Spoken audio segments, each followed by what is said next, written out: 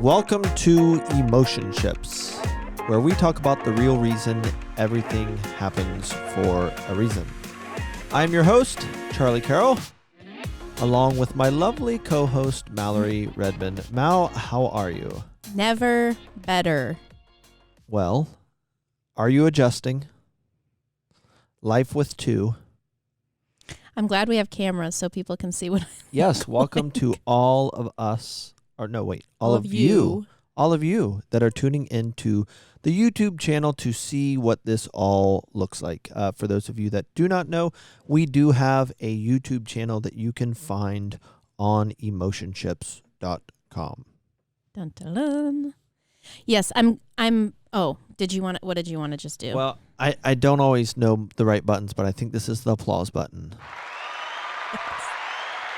Yes, all of the gadgets that we have here at Emotion Ships, the podcast. It's a fancy operation. It is a fancy operation. How are you? How are you feeling? You're making the adjustment. Yes. I have how old is she now? 6.5 weeks? Yes. 7 weeks? Yes. She's young. All that to say. So we're, it's, the best way to describe it is just I feel like I'm living in sort of like a haze or a fog. Yes. And I'm moving through it, but stumbling a little. Well, I mean, you look good. Thanks. I feel okay. You don't feel as good as you look, maybe. You learn how to function. I keep telling my husband that we're going to look back on this season of life and wonder how we did it. Yes, that is true. But day by day, you just do it. Yep. And so you got to get through it. First of all, the craziest thing, so this is our second, we have 2 kids under 2. The amount of laundry that we now have, going from 1 kid to 2 kids, I have to do laundry every single day. And she's like, she's 6 weeks old. She's tiny. Her clothes are not big. Not a huge carbon footprint. It's insane. Yeah. So I'm doing a lot of laundry. But even things like getting a load of laundry done, when you start a load of, well, I don't know if you know. Get out of here. You start a load of laundry and you see it through to putting it away all in the same day. Yeah. That to me right now, that is my summiting Everest. Well, I mean, we are getting closer to the new year. Yes, we are. Feels good to accomplish things. Yeah. Even if it's a load of laundry. I celebrate the little things now that I have 2 children. I have read some coaching motivational books out there that talk about the importance of starting your day with a little victory, like making your bed.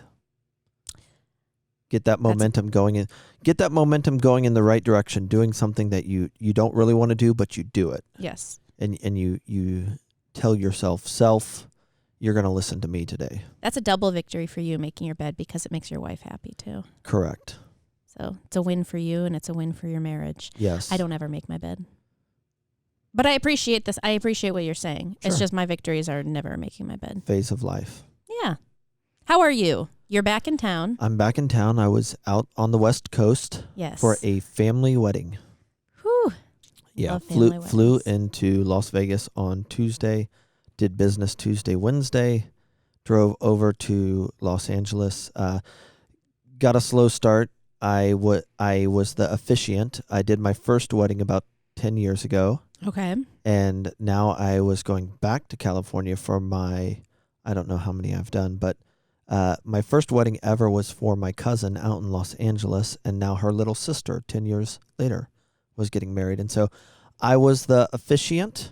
For that family, it sounds like. Yes. Family officiant. Yes. Mm-hmm. And I was supposed to be in Los Angeles, a little north of the city, Thursday night for the rehearsal dinner. Right. 6:30. Uh-huh. And I had scheduled my rental car to leave Las Vegas out of the hotel that I was staying in. They have a Hertz counter at the resort. And I went to get the car at 1 because I wanted to leave at 1. It takes about 3.5 to 4 hours to get to LA from Las Vegas driving. And got down there, had all my bags. They said, hey, the car just got here. We're going to have to clean it up. Come back in an hour. So I came back in an hour, started going through the process, and they said, hey, do not rent. You're on the DNR list. Do not rent list. Oh. And I had no idea. So they said, here, call this number. What have you done? Right. Called the number. You'd never been told that before. No. Okay. Got passed around. Finally got to the right person. I didn't know there was a do not rent list. Oh, yeah. That sounds serious. Well, in Hertz and Budget and Enterprise, a lot of these big rental car companies are owned by the same entity. So you couldn't just go over to the next desk. So if you're on one do not rent list, you're in trouble. You're on them all. So I get to the right person. They hang up on me, have to go through the whole thing again. It's now been 45 minutes. The person says, yeah, this is a mistake. There's nothing on your record or anything that says you should be on this list.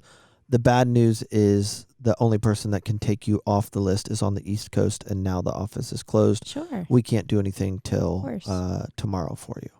Why? And everybody who tuned into episode 1 is now thinking, well, why didn't you just rent a jet? Yeah. Well, You do I that. actually looked into renting a helicopter Of course you did. to go from Los Vegas to Los Of Angeles. course you did. But it was like $4,500.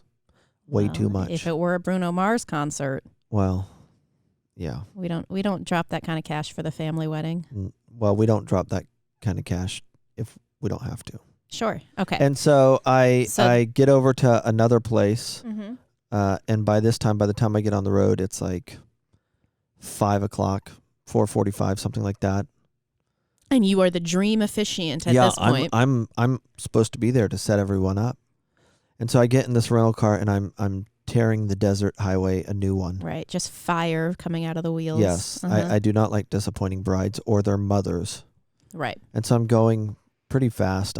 I've got my AirPods in and I'm talking to someone on the phone, and all of a sudden someone is going faster than me, comes up and gets right behind me and flips their lights on. Yeah. And so officer comes up to the door and he says, excuse me, sir, do you know how fast you are going? And I said, officer, I apologize. I do not. Did you really not? I knew I was going fast. I really wasn't looking at the time. Okay.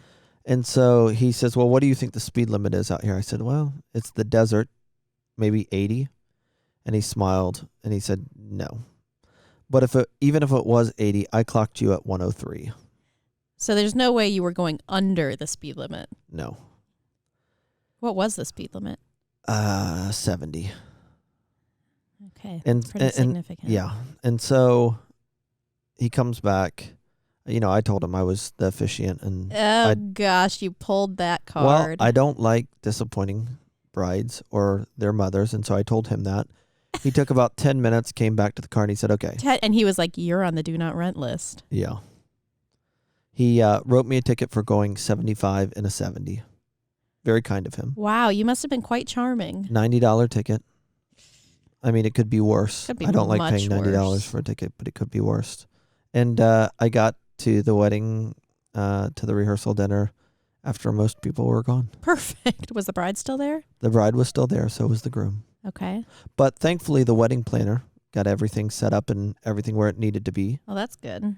Yeah, the story gets more interesting. Oh, we're not done. We're not finished. Okay, it wasn't smooth sailing No. from there? No, not at all. Okay. What happened? Wake up Saturday morning. Friday is all day wedding. Well, Friday is wedding stuff for most of the people getting things ready. And I decided to go down to Venice Beach to check out Abbot Kinney, which is kind of the hot area. Yeah. And there's some restaurants and shops down there that I like just looking at to see what they're doing. And I get down there early. Great place to go if you want to feel like you're out of shape. Oh, yeah. Yeah. That's the crazy thing about Venice Beach. Literally, it will be 1 a.m. and People are working out. a couple hundred people. This happened to me. A couple hundred people are just jogging through the streets, most of them with their shirts off. Right. As if that's the norm. Yeah. It's the craziest thing. Yeah. And so I go to there to eat, though, which I appreciate. Right, which means I got to keep my shirt on. Yes. And so I'm waiting for the restaurant Jelena to open up. Mhm. And up in front of me is a woman that comes out wearing a red T-shirt with an iPad. And she's standing outside the door to her shop. And I think it's like an Apple store. That's what it reminds me of. And so I walk up to her and say, what's this? And she says, well, this is a CBD / cannabis store. Okay. And I said, oh, super cool. And explained to her Body Garage Dayton, Uh-huh. where we have some CBD products that people use for sleep and anxiety, so on and so forth, give to their pets.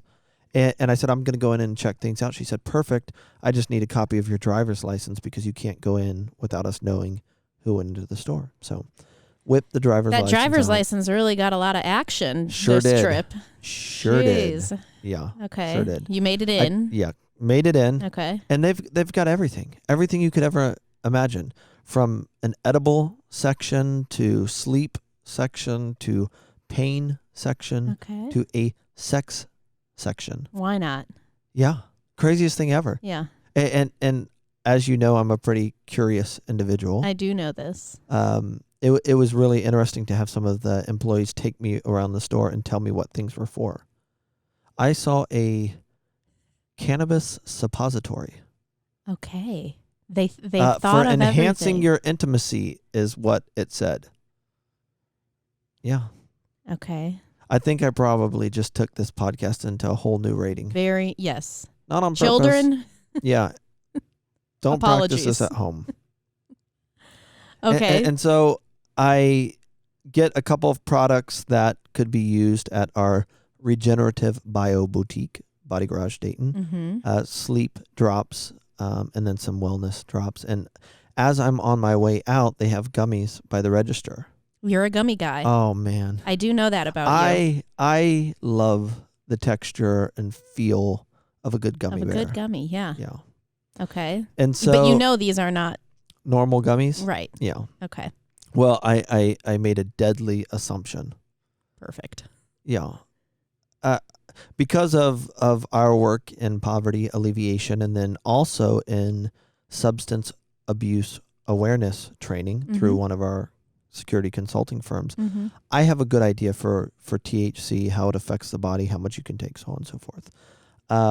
And so I initially put like 4 different kinds of gummies in my basket, and then I think, hold on a second. Right. You've never done this before.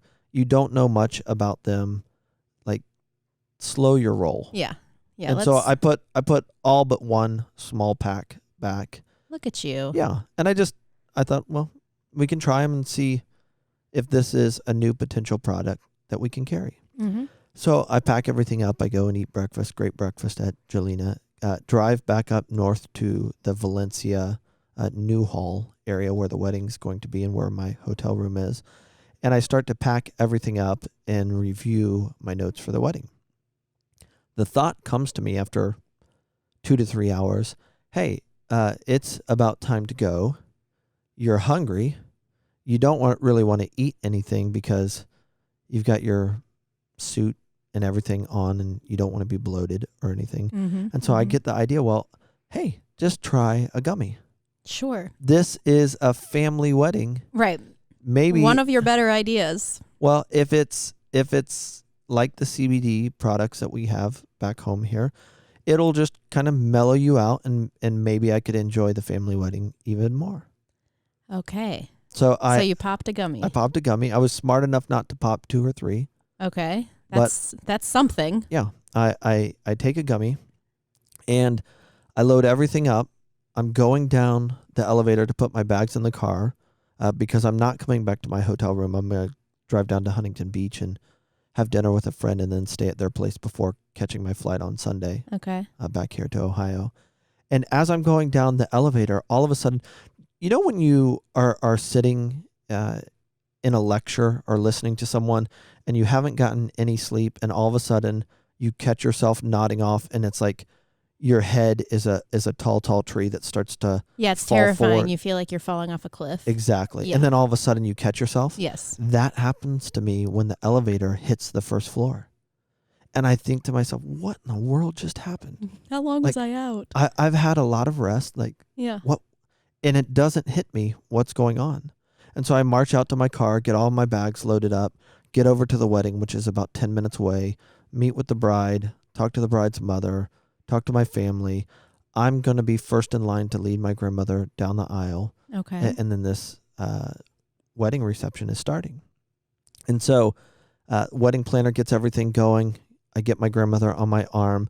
And I'm starting to notice that all of my thoughts and even feelings have rounded edges to them. Oh, I can't land on anything. And I can't figure out what's going on. So wedding planner starts everything, lead my grandmother down the aisle, get her to where she's going. I'm standing up in front of everyone. The groom is on my left. All of the groomsmen come in. And now I'm noticing that my tongue is getting stuck to the roof of my mouth. Okay. Okay, so you're in prime condition to officiate somebody's wedding. Well, I'm thinking, what in the world is going on? I've been public speaking for 15, 20 years, and I never struggle with dry mouth. And so at this point, I have no idea what's going on. You're not thinking about the gummy? Nope, not at all. Did you think you were ill? I had no idea. Okay. I mean, there are so many details to be ready for. I don't want to be the officiant that screws the wedding up. Right. Which is kind of the funny, ironic thing right. about this. And so here come the bridesmaids, and I'm noticing, like, man, my tongue is stuck to the roof of my mouth, and I can barely talk. Like, what in the world? Bridesmaids get in place. They change the music for the bride and her father to start coming down the aisle. Yes. Here are all of these people staring at me. Right. Outdoor wedding. Yeah. And now as she's coming toward me, she's about 30 steps away, and I have another one of those where you feel like you catch yourself falling asleep. Okay, perfect. And all of a sudden, it hits me. This is the gummy. Yes, I am high. This gummy is not an Ohio CBD gummy. This is a California gummy. This is the real stuff. Oh my goodness. All of a sudden I panic. Of course. What in the world are you going to do? Everything has a rounded edge to it. The world is spinning. My goodness. I burst out laughing. Which is so cliche. Of course you did. And then a bag of Funyuns come out of your pocket. All of a sudden I think to myself, oh my gosh, this is going to be the best story ever. I can only imagine telling my dad what has gone down. I can't believe that is the thought that came to you in that moment. Yeah. And then my third thought is, all right, we got buckle up. Yeah, we got to get this done. Yeah. We got to figure out, like, how in the world are we going to pull this off? Right. And so my first thought is, okay, well, I can pray. I know how to pray. Yeah, high or not. And then I start thinking, oh shoot, where do I start and stop my prayer? I know there's an amen. Yeah. I'm supposed I don't to know where. say. Okay, well, I'll just take by faith that I'm going to get through the prayer. And then I know that I have the first few paragraphs of the ceremony memorized, so I'm going to try that. Okay. So I pray. I'm thinking. Who knows how long you're praying for? Right, exactly. I'm listening to all of my words come out while thinking of the next words, and then also thinking, is this really happening? Right. Get through with the prayer. I say the first part of the wedding. I'm second guessing everything that I'm saying. Terrible I look feeling. down at my notes, and there are 6 paragraphs, 3 on the left, 3 on the right, and I think, I think these go from top to bottom, left to right.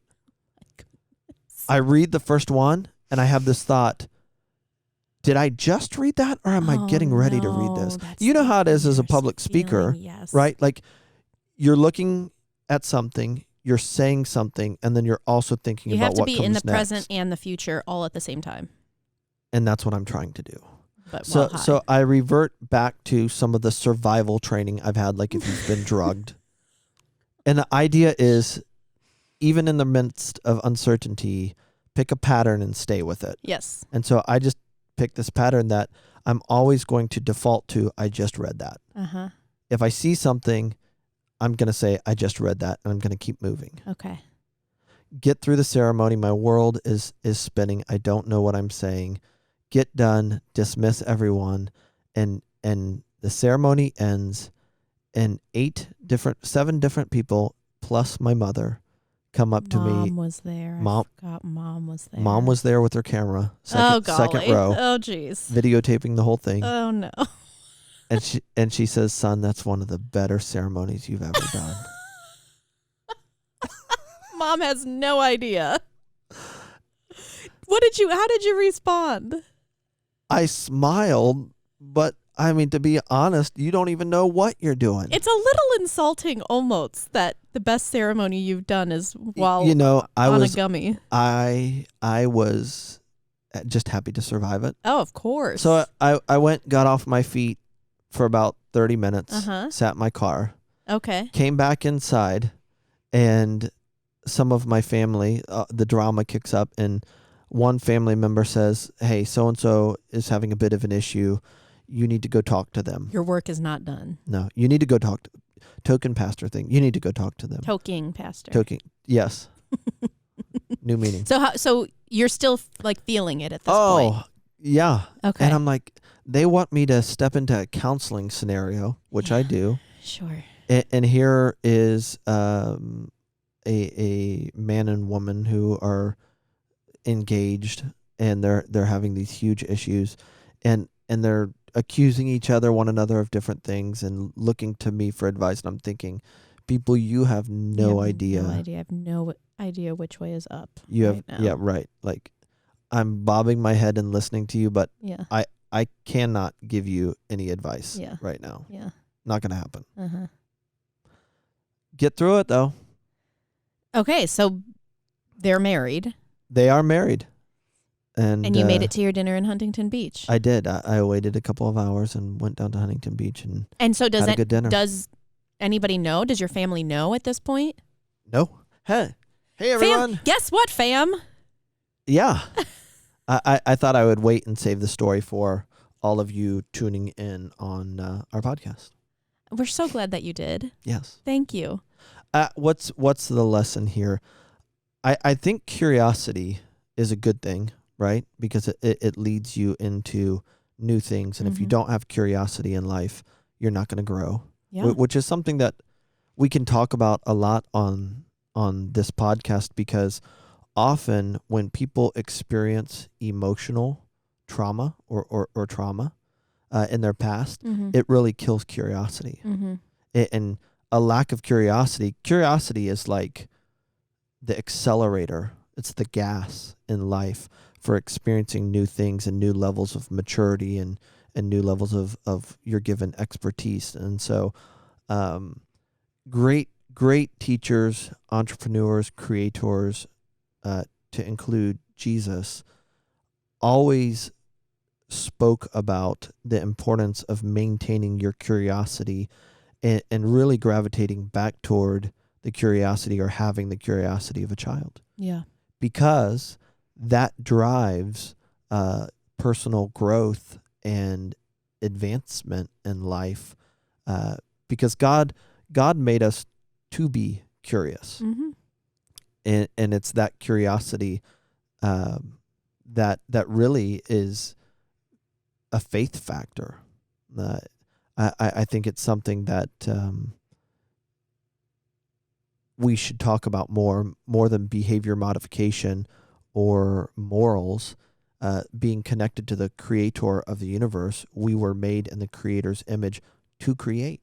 Right. And a lot of people lose their passion for life because they were never put on the right track, or they got off track when it came to creating out of their passion and deep desires in life. Yeah.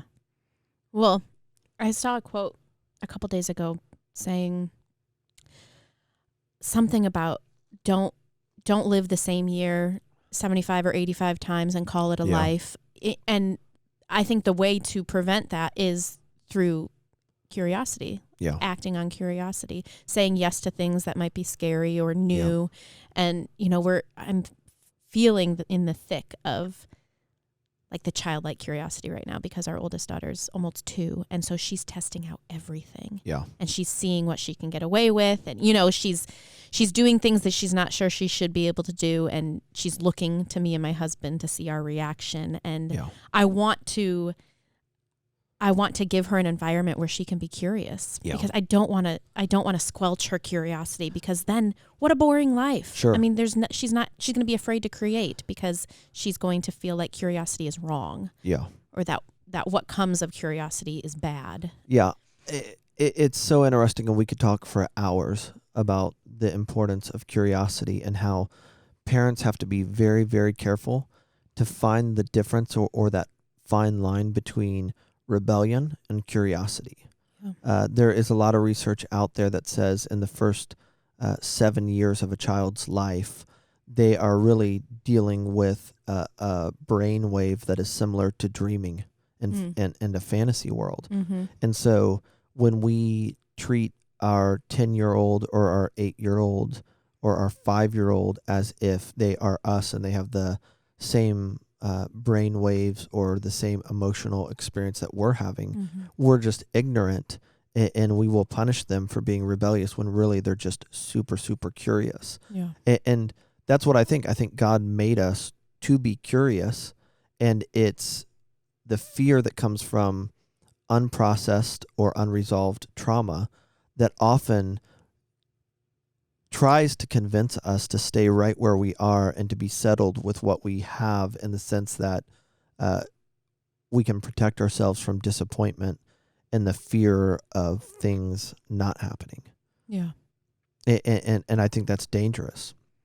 That when you really buy into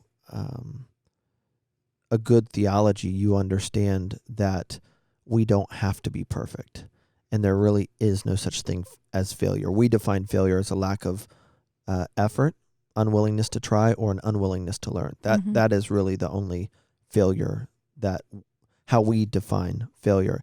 And if we can see failure that way, that enables us to continue to be curious without the fear of failing or not living up to our own expectations or not executing or not being perfect, because we have taken that off the table and say, okay, we're gonna be led by our beliefs, but then also stay hungry and stay curious and keep moving forward to find the possibilities of what can be versus what's not. Yeah. And I think that something that can make people uncomfortable with curiosity or with other people's curiosity is that it creates diversity, right? And so that can be uncomfortable for some people. Yeah.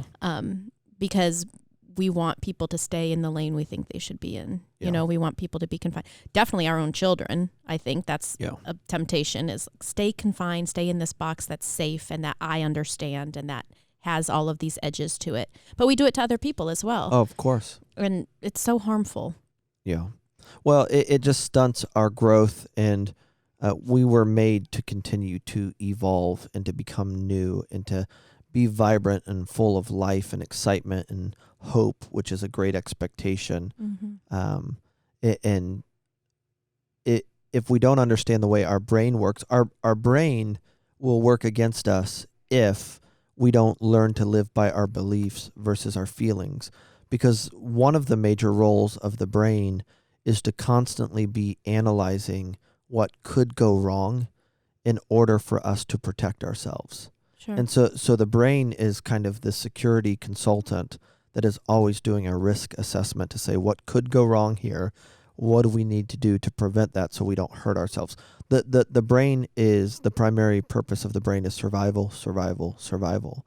And so if we don't learn to live by our beliefs, right, and apply everything through a filter of our beliefs, then we'll hesitate to move forward and take on risk, which limits our ability to receive rewards, because our brain is in charge and saying, this could go wrong, this might not work, you might be disappointed here. And if we give in to that, then we won't move forward and take on the risk and allow our curiosity to move forward into that next adventure or those next steps. So what is it? Can you say more about living by our beliefs? Well, I think it's important to understand that to move forward in life, you have to embrace resistance, right? You have to take on things that are going to be difficult for you to accomplish in order to have the resistance, like a muscle, to build that. And you're going to have to do reps with whatever that resistance is. And the stories that we appreciate the most are people who stayed in certain environments where they were told things could not be done.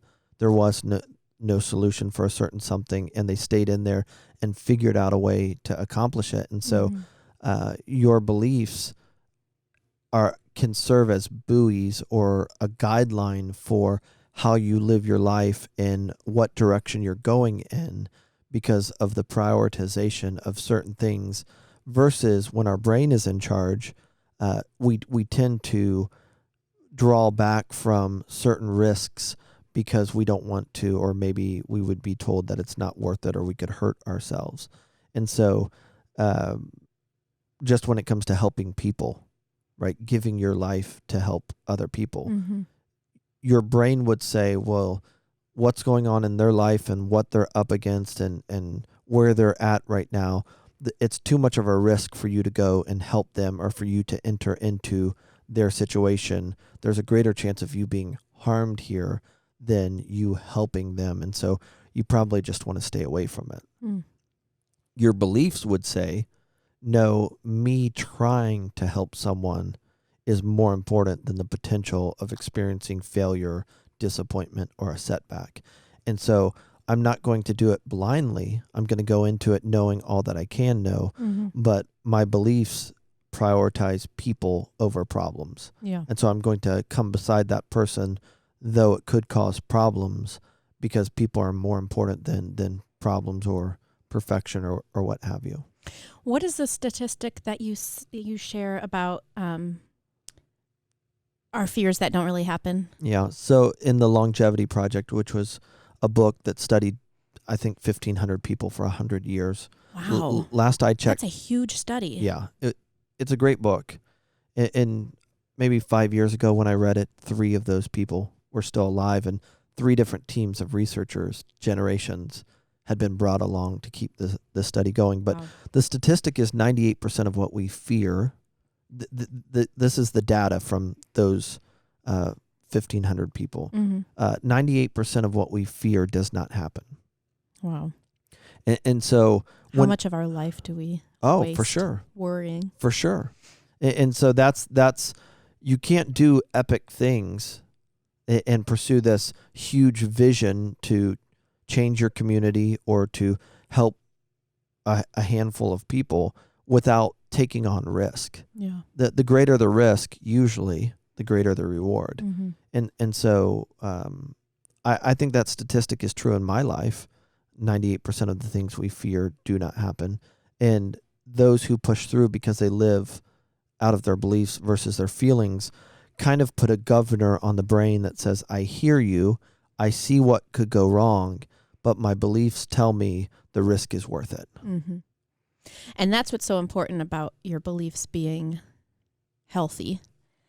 Because I think when you've shared that statistic before, it has reminded me of a season in my life where I was afraid to be alone. Like I thought I was, I wasn't married. My friends were all getting married. I was afraid to be alone for the rest of my life. And so I started telling myself I'm lonely. And so the people that were around me were like, what in the world? What do you mean you're lonely? I'm right here. And when that's my narrative, like that's exhausting for the people who are joining me. And so then they do leave. And so then my fear does become a reality because I've sort of spoken it into existence, which, I mean, that's real and powerful, right? And so I think even that 2% that does happen, what you fear does happen, sometimes it's because you make it happen. So that's really an emotion chip, right? Using your example of articulating that you feel lonely. Yeah. Let's break it down to kind of illustrate what a good emotion chip looks like, or how something behind the scenes is driving something that we see and can respond to. Energy is all around us all of the time, like Wi-Fi. Energy is moving. It's eternal in nature. It moves at the speed of light. You can interact with energy from the other side of the world instantaneously, all of these things. One of the mistakes that we've made in American culture or in Western thinking is that we think that if our brain or our intellect is not aware of it, we're not being affected by it. But your body is a sponge or an antenna, however you want to think of it, that is always interacting with the energy that is around us all the time. No different than a phone that would be in my house, that would be on my Wi-Fi. Within a certain realm, I can walk around on all 3 floors of my home and interact with this energy from all over the world via my phone and see anything that I want. That is true of you as an individual. And so you're in certain places or a certain thought comes to you out of the energy that you're in the middle of, we tend to think that that thought is random when it's not. It's the collection of a certain amount of energy. And then we bring life to it when we articulate that thought in our minds or out loud. Mm-hmm. Something drove that thought, and we tend to stay away from acknowledging that. And that's why we say emotion ships in this podcast, we talk about the real reason everything happens for a reason, meaning you had that thought for a reason. And then you have the ability, because you as an antenna received all of this information in your environment, it was summarized as, in your mind or your perception of it, I'm lonely. Mm-hmm. And in articulating that out loud, you start to form a reality, because whatever you put your mind on and focus on, you give energy to, like the sun gives energy to a plant, and that will start growing. Yeah. And so the question is, how do we harvest that information that spurs a thought, and then turn the thought into an appropriate response with the appropriate words so that it serves us versus disserving us? Yeah. I say about words all the time that words are everything and nothing at the same time. They are both everything and nothing. And here's what I mean about this, and this is important to understand when it comes to emotion ships. Words are nothing in that all they are designed to do is describe things that more than one person can relate to and interact with. Right. So we take a series of shapes that we identify as letters and put sounds to them, and those sounds are different levels of hertz or vibrations that you can receive from someone else. And that series of vibrations or sounds put together sounds like whale, right? I think of Finding Nemo, where they're making all those like no noises. And when you put those series of shapes that are letters together to make words that make sentences, now all of a sudden, like the phone that pulls information through Wi-Fi Mm-hmm. and organizes it, words are doing the same thing. So you and I can identify a coffee cup or something in the room and Right. both know exactly the energy that is there. Einstein said energy matters because all matter is energy. So this, if you're watching the video, this coffee cup is a different series of matter, which is energy, Mm-hmm. no different than this jacket is, or the phone or the computer is. And so words are put together to describe a reality. But based on how you interpret that word or what that word means to you, it starts to form an actual reality itself. So in that sense, words are nothing, but they're also everything at the same time. Yeah. Because of how some people have been raised and the trauma that they've been raised with, or because of American culture that prioritizes material resources and fame, there are a lot of people that when they hear their voice, energy, or they see their face in the mirror, energy, they don't like it. Mm-hmm. Because we have learned to manipulate and massage the descriptions of energy versus dealing with the energy that is in motion itself. And so you can shape your reality by the words that you use. So you'll get thoughts that summarize the energy that's around you that you're interacting with, whether you know it or not, which that's the goal of this podcast, to help create a level of familiarity or awareness to where now all of a sudden we know where those thoughts are coming from. And once the thought pops up, which is the summary or a first attempt to articulate the energy that we're feeling or experiencing, then we have an opportunity through our perception to apply our beliefs to that and say, this is what that energy is in light of my beliefs versus this is what that energy is in light of my feelings. Right. It's huge.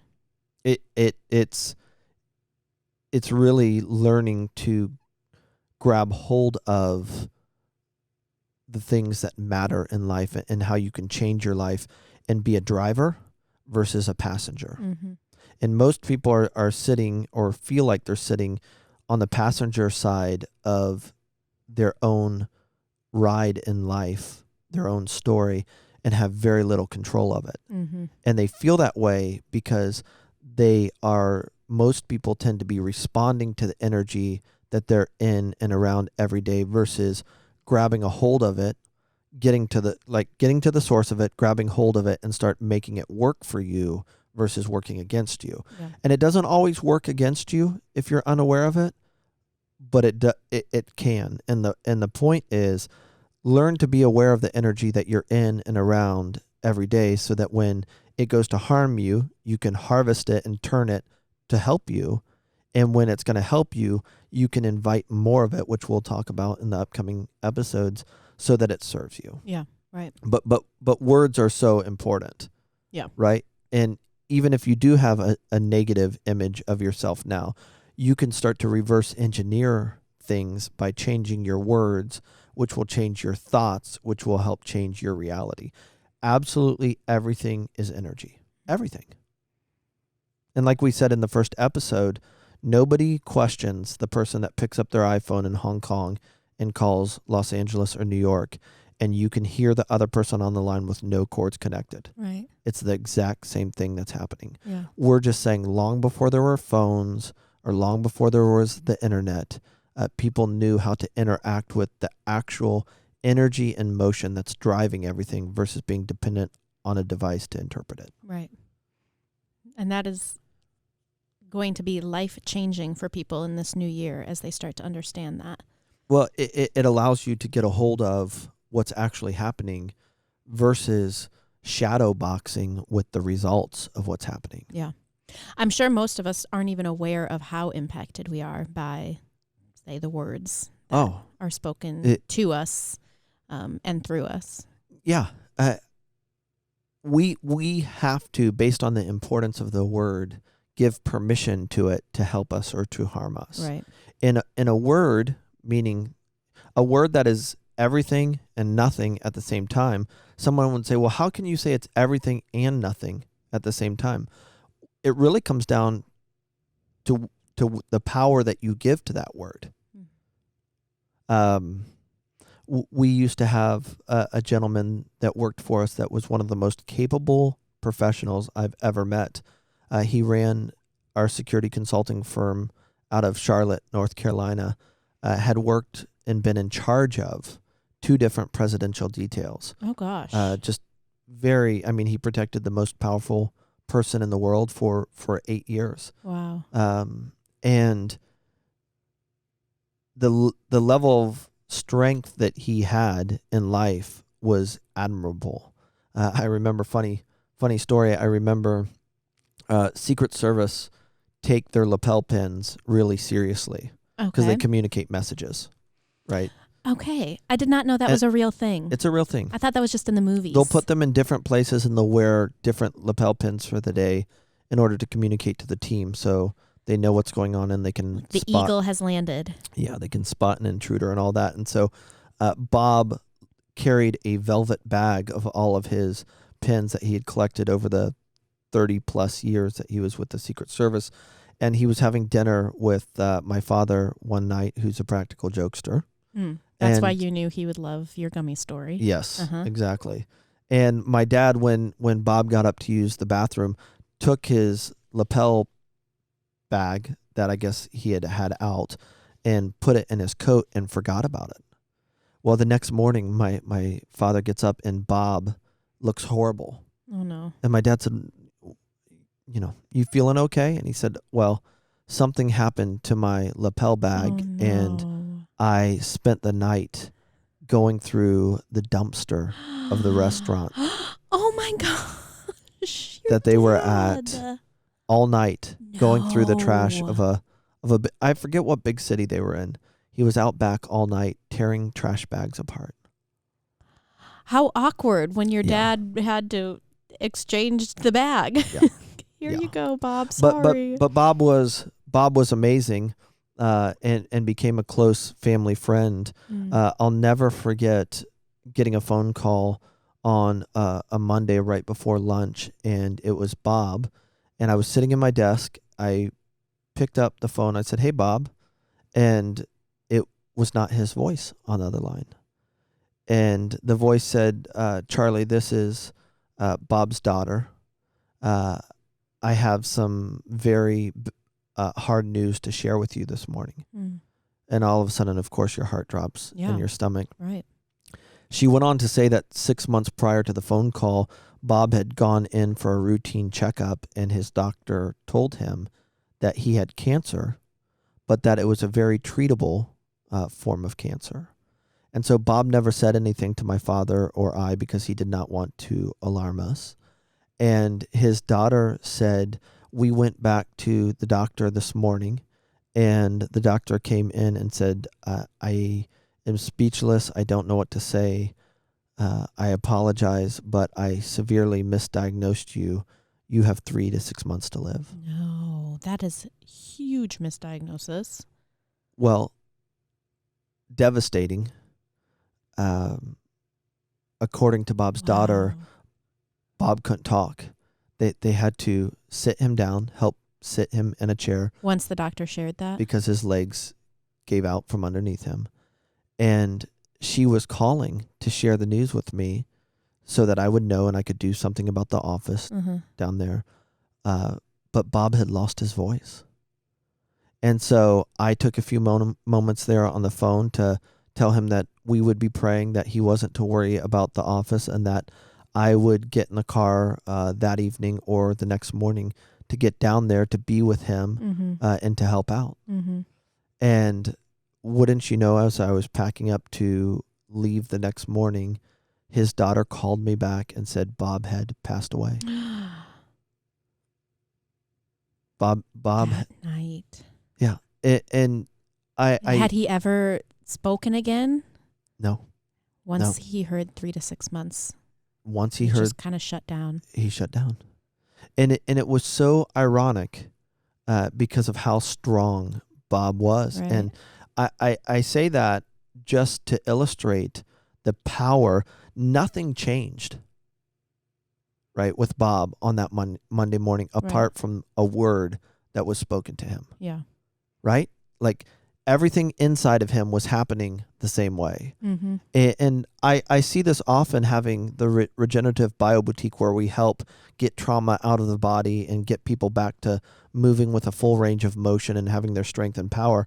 Yeah. We tend to see it a lot with the baby boomer generation that was taught to really be dependent upon and trust the government, especially doctors that wear white coats. That if they say something, you're to listen to them. Yeah. Not fully understanding the process of who is influencing them and who's writing the textbooks in medical school, so on and so forth. And I'm not hating on medical doctors or family practice doctors or orthopedics or anything like that. There's a need for them in their rightful place. Yeah, absolutely. But cancer has become a business in and of itself in this country. And we need oncologists and cancer doctors, but it is an industry in itself. There's $1 million wrapped up in every cancer patient on average. The average oncologist makes 60% of their salary from the pharmaceutical company that they write their scripts for. Okay. And it's just a reality. And so when Bob heard that word, he empowered that word, right? Or a lot of energy around him over a period of years, empowered that word to be something he could not overcome. Yeah. That literally shut him down. Another story from a good friend of mine, Tom had a really good friend named Howard. And Howard always talked about the fact that he was going to live to be 70 years old. That was it. He was going to live to be 70. Okay. And there were all of these comments and jokes about, well, I have until I'm 70. Yeah. And just would say it over and over and over again. He is getting ready for his 70th birthday. I believe it was the day of his 70th birthday. They were all going to go to dinner. Howard did not answer his phone. True story. Howard did not answer his phone. After a period of hours, Tom went over there, saw his car in the garage, called the police and the squad, and they came, and Howard had passed in his sleep. Unbelievable. Another gentleman that worked for us who was incredible at what he did. Yeah.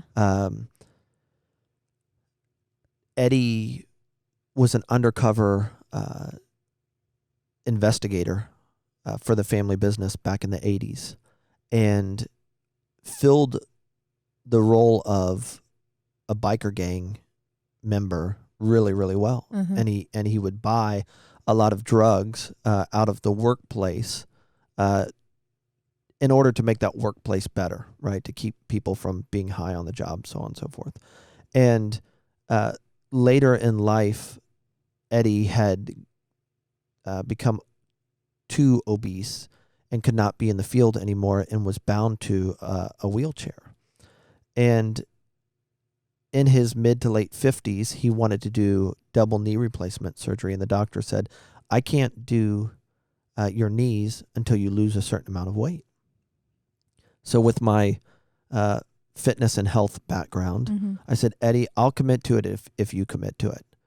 6 months, every day, we'll be in the pool, we'll get this weight off, and then you can get your knees done. And sure enough, for 6 months, I think we did 9 months, every day we went over to the Y, got him changed, got him down in the water. He lost the weight. In kicking through swimming, he built the muscle up around his knees, got a double knee replacement, and I'll never forget, we're on the way home.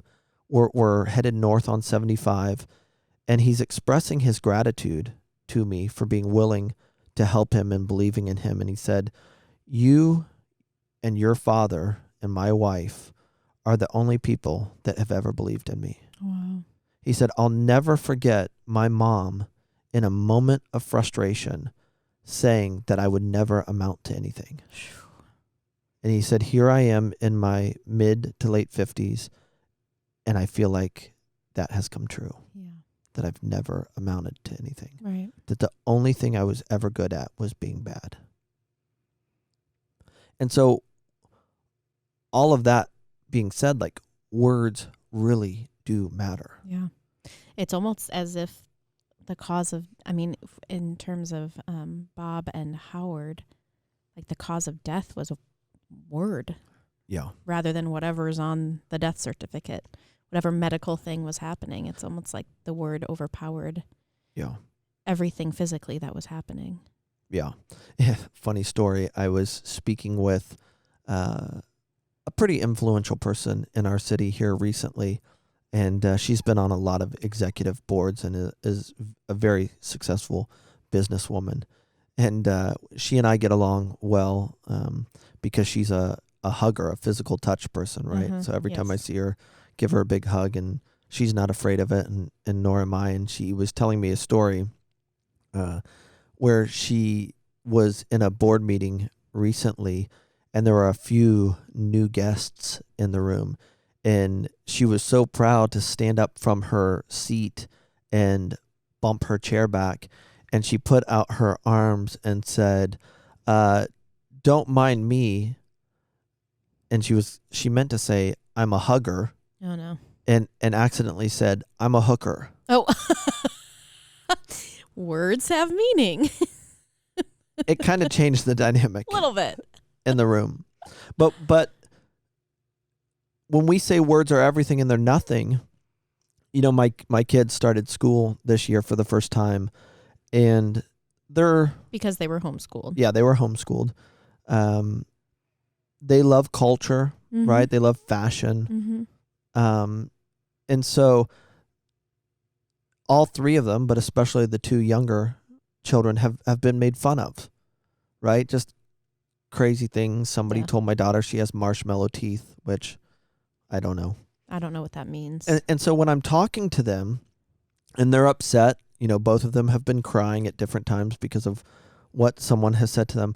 Yeah. I ask them, like, what is it actually that's bothering you? And then I go on to try to teach them that they have to empower those people enough to hurt them. Yeah. And that is a lesson for life. Even, especially as adults, in leadership. Like, not everyone's going to like you very much. No. Right? And so you have to, I am experienced that. I am terrible with criticism. Yeah. It really hurts. Well, you cannot be curious and stay curious and move forward in life without ruffling feathers, because most people are still being controlled by the thoughts that are coming from their brain that is just running a security assessment, of which 98% of that stuff is never going to happen. Right. And so I try to get my kids to the extent that they understand, like, those words do not mean anything unless you give them power to mean something, and then they can mean everything. Right. And so we all probably, thinking back to your story about the guy whose mom told him he would never amount to anything. I mean, we all have words that were spoken to us, especially as children, positive or negative, that we have allowed to stick to us. Yeah. That help now define who we are. Well, our realities on a daily basis are being created, built up, or dismantled, good or bad, based on our reaction to the thoughts that we have from the energy that we're interacting with and the words that are being used to articulate those thoughts. Yeah. And so you can really grab a hold of your life and get it to start working for you, but you got to know what to grab a hold of. And so did he, when he came to this realization of what his mom had said to him, had that been with him his whole, I mean, had he been conscious of it? He had been conscious of it, but did not necessarily know up until that point in time how powerful it had been, because he would regularly think about it, especially when he made mistakes, which just gave it more life and more power over him. Yeah. So, as we sort of wrap up, how would you suggest we start to discover or uncover the words that we are giving power to about us, about who we are? Well, it's... we're going to talk about this 20-mile march, how to really grab a hold of your life, I think, in one of the upcoming episodes. It's really a level of awareness. And what I would say is if people are not withdrawing on a daily basis to have quiet time and write out, what are the 5 words I'm hearing in my spirit today? Like what are the 5 themes, right? Or thoughts that I keep interacting with, and where are those coming from? Yeah. If we're not doing something like that, we will constantly be playing ping pong with the energy that we're in and around every single day without ever grabbing a hold of it and getting it to work for us. Yeah. So who are the 5 people that you're hanging out with the most, and how much energy do they have, and is it positive or negative? People operate out of a certain level of positive or negative energy. And there are people out there that are full of energy. It just happens to be negative. Right. Always looking at and articulating and reaffirming what's not right. And what they don't understand is a body in motion stays in motion, and energy in motion stays in motion. So if it's positive energy, then you can bring more positive things to you in your life. And we could talk about this biblically, where we see this in Jesus' teaching. Or if, because of how you've been disappointed and hurt in life, you're constantly talking about what's not and finding what's not, all you will ever continue to bring into your life is what's not. Yeah. Energy attracts like-minded energy. And so being more aware of the energy in a room and where it's coming from, this level of awareness will start to help you really grab a hold of your life and getting it to work for you. I love it. Episode 2 in the books, maybe. It's a wrap. It's a wrap, everyone. We will see you soon here on the Emotion Ship podcast, where we talk about the real reason everything happens for a reason.